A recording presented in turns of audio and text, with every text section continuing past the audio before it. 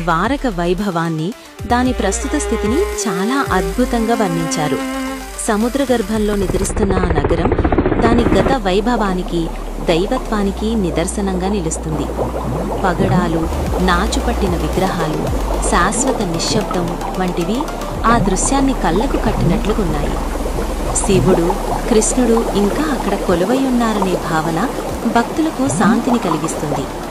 అది కేవలం శిథిలం కాదని, జ్ఞాపకాలను కలిగి ఉందని, క్షమిస్తూ వేచి చూస్తోందని చెప్పడం ఆశాజనకంగా ఉంది. ఈ అద్భుతమైన కవితను పంచుకున్నందుకు ధన్యవాదాలు.